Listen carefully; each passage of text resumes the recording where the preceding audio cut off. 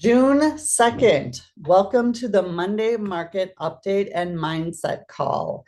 So today, Nikki was not able to jump on. However, she did send me an update by text. So I'll read that now because there has been some movement and things happening. So I want to make sure we get that to you all.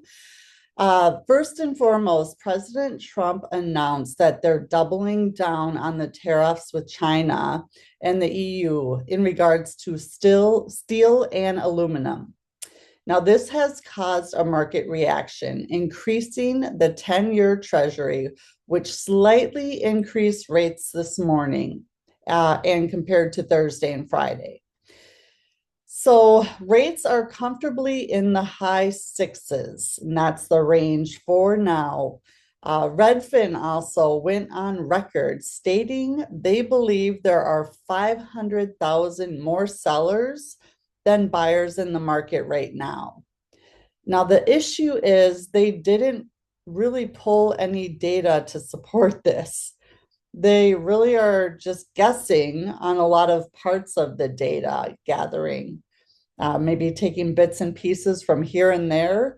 I haven't followed this. This is just what Nikki had sent. And she said, a lot of the parts of the data and the gathering, how did they get it? Where did they get it from? It's just very unclear. So what is clear, as we know, the total inventory is 1.45 million with 960,000 active listings.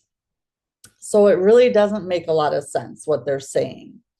And it appears they're trying to incite fear into people by having them think the market is declining, when in reality there is no real way to state how many buyers are in the market.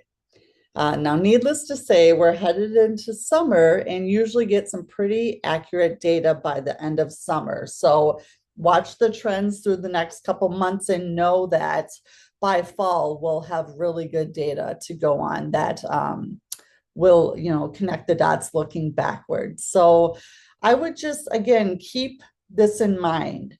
Now, as a real estate professional, if you're listening to this or you're listening to the replay, it is really important that you understand these type of conversations.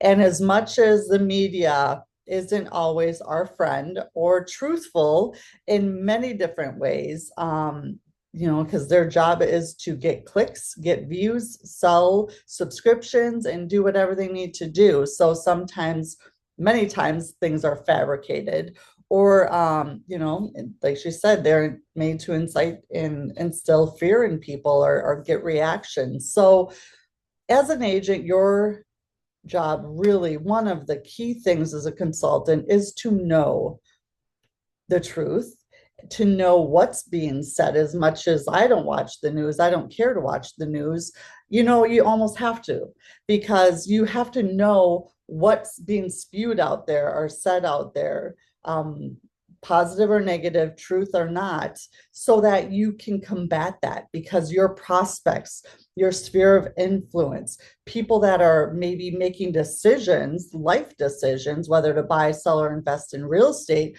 are using this data. Now, is it real? Is it not real? That is where we come in. We come in and we understand that we have partners like Nikki. You find good lenders, you find good title companies, you find good business partners, you find people on YouTube that you trust and you know what they're doing. You get in mastermind groups. You have so many options and opportunities. Join a team if you're on a solo agent and feeling like you're lost or on an island. Get a good coach or mentor. I mean, I say this all the time, we are in the day and age where everything is at your fingertips. So we need to be the voice of reason. We need to be the ones who the people around us can come to for the truth and for actuality, and to stay calm, cool, collect, and have the data to back it up, where Redfin just goes out and makes statements. And now we get to clean up the mess because other people, and I have one of my investors is always sending me articles. She's pulling off of line and pulling from here and pulling from there. And I'm just like, whoa, Did not see that, did not hear that. That's not true. What does that even mean? I mean, it is everywhere. So be the educator, be the voice of reason, be the one that everyone around you turns to because you show up at such a high level, because you've shown your worth, you've shown your value, you have shown that you know what you're doing and that they can know you, like you, trust you. And trust you is a big one. So, how can they trust you? They can trust you because you have the answers, you have the facts, you have the data to back it up, and you are here to help them in whatever way that looks, whatever capacity that is. So I just wanted to talk about that today because I think it's really important. And we've talked about it before.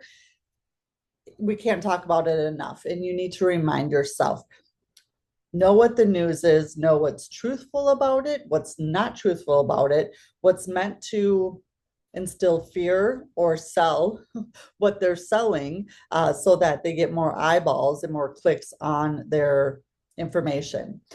You have to decipher that. You have to unwind that and untwist that and untangle that and get the actual information out to your people. So, the other thing I wanted to talk about, just as a mindset type of a thing, and this is where my journey started. And I think it's so important to remind everyone about gratitude. Now, I'd heard that growing up, and I can honestly say until I was 40 years old, I didn't really understand what that meant and what gratitude was and how you live in gratitude and how it affects your life, your energy, everything around you. So I heard something in this last year and it's just really resonated with me. And I keep thinking about it, especially if I'm down or not having the best day, or, life shows up in so many different ways. Your worst day, someone would trade, and that would be their best day, meaning you're living what you feel are some of your worst days. There are other people out there that would give for that to be their day because it would probably be one of the better days. So just think about that. Everyone's fighting their own battle. Every single person we come in contact with is fighting something that we can't see. It's invisible to us, but it is so real and heavy to them. And that's why I have the sign when you walk into my house, the first thing you see is, in a world where you can be anything, be kind.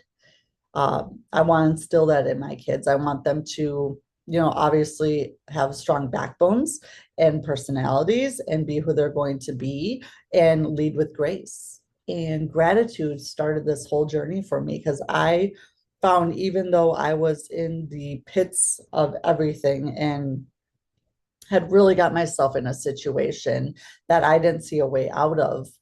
My first coach, Bob Proctor, talked about that. And he talked about, if you cannot be grateful for where you are right now and what you have, it's almost as if you're not opening up the space to allow more in, or it's collapsing energy because we're all energy. So what you're putting out, you're getting back. And if you're always frustrated and pissed off at the world and everything's happening to you, not for you, which was where I was before I figured this out, that's, you're just going to spin in it. You're going to spin and spin and spin down there. So what can you do?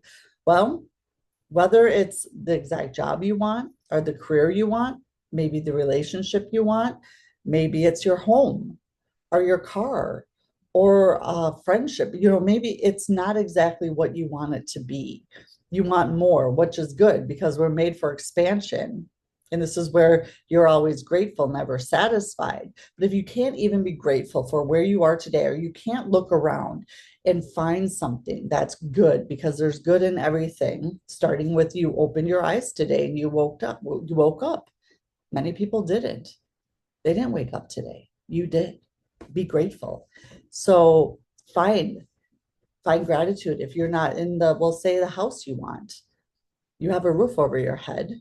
What is good about it? What do you like about it? And if you sit there, you're like, I like absolutely nothing, there's not one thing, then you're not looking hard enough. You have a home.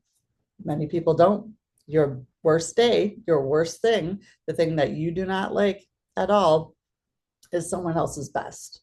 So keep that in mind and just really go back to gratitude. Find the good in everything because there is good in everything. Everything does happen for a purpose. And just go through that and really, really focus on being grateful, never satisfied, but grateful for where you're at, and look for expansion and look for that energy and raise it to a different frequency, and things will start to happen.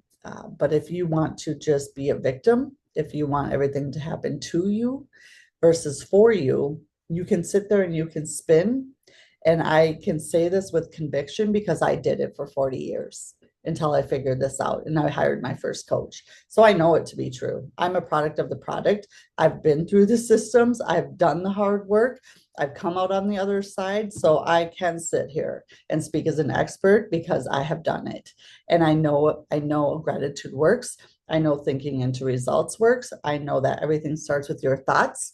Because if you think about it right now, where you're at, if you do not like your results, they're not what you want, your bank account, your relationship, your goals are, you're not achieving your goals, your whatever it is in your life, your results are a direct reflection of your thoughts. And I'll back it up. Your results are because you took action or you didn't take action. And you did that based upon how you were feeling. So your feelings dictate whether you take action or not. And the way you're feeling is in direct correlation to your thoughts. It all starts with how you're thinking. How you're thinking and what you're thinking creates your emotional state, which creates your actions that you take or you don't take, which creates your results. So if your results suck or you don't like them or they're not what you want, what are you thinking? How are you thinking? It all starts with awareness and perspective and your perception of things. The world is what you make of it. The world is what you see and view through your lens. And another thing, just to put this in a little bit more perspective, we are a product of our environment, how you grew up, the people surround yourself with, what you watch on TV or on podcasts, what you listen to, everything you do in your environment makes up who you are and the lens you see the world through. If I had adopted a baby today from Beijing and I brought it here to Minnesota, can you agree that that baby would grow up very, very differently in an environment in Plymouth, Minnesota versus Beijing? I think we can both agree that it's going to be a very, very, very different upbringing because of environment. We are a product of our environment. That's why some of the biggest people out there right now, they've moved cities, they've lost friends, they've stopped talking to family members. And I often say, if it's not a good relationship, but it's one you need to be in, don't go as often and don't stay as long. It's all about just shifting your energy, watching out for number one, as put your air mask on first before you try to save others, and really do the work and understand that if your results are not what they want, you need to look in the mirror because you are your only problem and you are your only solution. No one's coming to save you. So you really need to start looking at things through a different lens, making different decisions, creating different disciplines and habits, getting comfortable being uncomfortable. I could go on and on for hours, but I'll leave it here. I really, beginning of June, it's June 2nd, people. Let's double down, get your goals. You're halfway through the year. If you set goals or you have things that you want to achieve by the end of the year, we're midpoint. Check on your midpoint. Where are you at in regards to when you set up your goals, either last October, November, December? And if you're not there, if you're not halfway, or if you're not on track, what do you need to do? How can you refocus? Do you need to get up early, stay up a little later, skip some breaks, double down, let go of one thing in order to get to another? There's all reasons you can have our results. And I've been told you can't have both. So find the results, find what you need to do, and just do it. Until next time, go sell something. And of course, if you need anything in the meantime, don't hesitate to reach out to me or Nikki. We're here and happy to help in any way. Have a blessed week.